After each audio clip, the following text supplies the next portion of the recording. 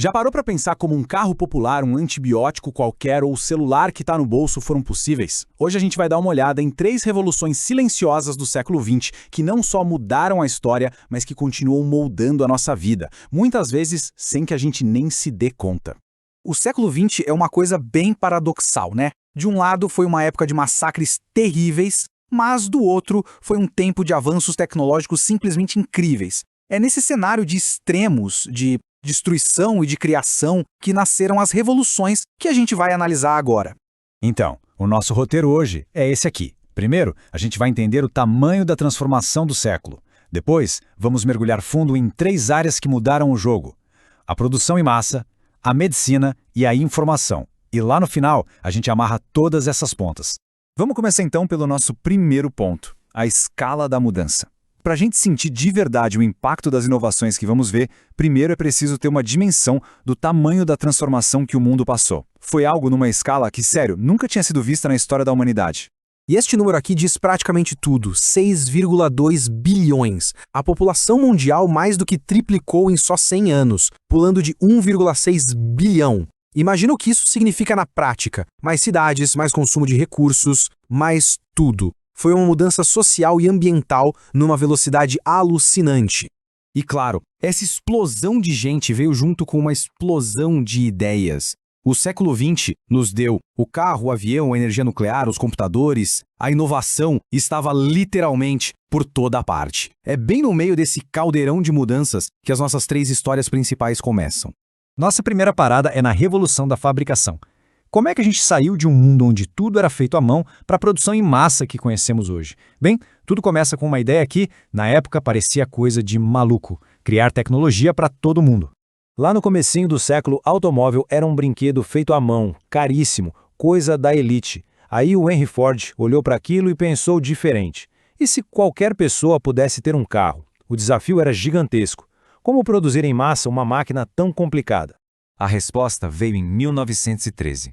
A linha de montagem. E a inspiração, por mais bizarro que pareça, veio de um matadouro. O Ford viu como as carcaças se moviam por uma linha, com cada trabalhador fazendo só uma tarefinha. Ele simplesmente inverteu a lógica. Em vez da pessoa andar em volta do carro, o carro andaria na frente da pessoa. Uma ideia simples, mas na boa, genial. O processo todo foi quebrado em 84 pequenas etapas. Cada operário se tornava um mestre em uma única coisa, repetindo aquilo sem parar. Foi o auge da padronização e da especialização, mas aplicado numa escala industrial que ninguém nunca tinha visto antes. E qual foi o resultado? Uma transformação absurda. A produção diária quintuplicou, enquanto o preço caiu mais de 30%. Sabe o que isso quer dizer? Que, de repente, ter um automóvel deixou de ser um sonho distante. Ele virou um bem de consumo. E isso redesenhou nossas cidades, criou os subúrbios e mudou para sempre o jeito que a gente vive. E olha, a linha de montagem de 1913 foi só o começo. Essa ideia foi evoluindo, virou os robôs dos anos 60 e depois aquela filosofia de produção japonesa dos anos 80. A semente de como a gente constrói praticamente tudo hoje foi plantada lá atrás. Ok, vamos sair um pouco das fábricas e ir para a nossa segunda revolução. Se a primeira foi sobre como construir coisas, esta aqui é sobre como consertar pessoas.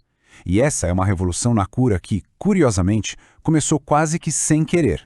Hoje em dia é até difícil de imaginar, mas antes dos antibióticos, um simples corte infeccionado podia matar. O Alexander Fleming viu isso bem de perto. Ele era médico na Primeira Guerra Mundial e viu um monte de soldados morrerem, não por causa das balas, mas de infecções que hoje seriam banais. Essa experiência marcou ele, que voltou para casa obcecado em achar uma arma contra esses inimigos invisíveis. A história da descoberta em 1928 é quase uma piada. O Fleming estava exausto de tanto estudar a bactéria estafilococo, e aí ele simplesmente largou tudo e foi tirar férias. Só que umas placas de cultura acabaram ficando esquecidas no laboratório. Um pequeno ato de desleixo que mudaria o mundo. Quando ele voltou, encontrou uma das placas contaminada com mofo. Ele quase jogou fora, mas aí algo chamou a atenção dele. Em volta do bolor, parecia que tinha um campo de força invisível e a bactéria simplesmente não conseguia crescer ali. Pronto, a resposta estava ali. Foi o momento eureka dele. Aquela substância misteriosa que o fungo produzia era a penicilina, o primeiro antibiótico. Isso não foi só um remédio novo, não. Foi o começo da medicina moderna. Doenças que eram sentenças de morte, como pneumonia ou meningite, de repente tinham cura. A expectativa de vida da humanidade inteira estava prestes a mudar para sempre. Agora vamos para a nossa terceira e última revolução. Uma que levou a gente do mundo gigante para o mundo minúsculo. Se as duas primeiras mudaram nosso mundo físico, esta aqui revolucionou o mundo da informação, o próprio motor do nosso pensamento. O coração de toda a eletrônica é o transistor. Pensa nele como um interruptor de luz, só que minúsculo. Por décadas, a famosa lei de Moore ditou o ritmo. A cada 2 anos, a gente conseguia dobrar o número de transistores num chip, deixando eles cada vez menores e mais potentes. O problema é que a festa estava acabando. Estávamos chegando ao limite físico do silício. A revolução digital estava prestes a bater de frente com um muro. A solução para quebrar essa barreira veio de uma tecnologia completamente diferente. O crossbar latch. E olha, não estamos falando de uma melhoriazinha. A gente saiu do tijolo de silício e foi para uma arquitetura em escala molecular. É como trocar a construção com tijolos pela construção com átomos. O resultado é algo até 50 vezes menor, muito mais rápido e que gasta uma fração da energia. E aqui dá para a gente ter uma ideia do tamanho desse salto. Em 2007, um transistor tinha 90 nanômetros. Com o crossbar latch, a gente está falando de 2 ou 3 nanômetros. Para se ter uma ideia, isso é menor que um vírus. É um pulo que abre as portas para computadores que hoje soam como pura ficção científica.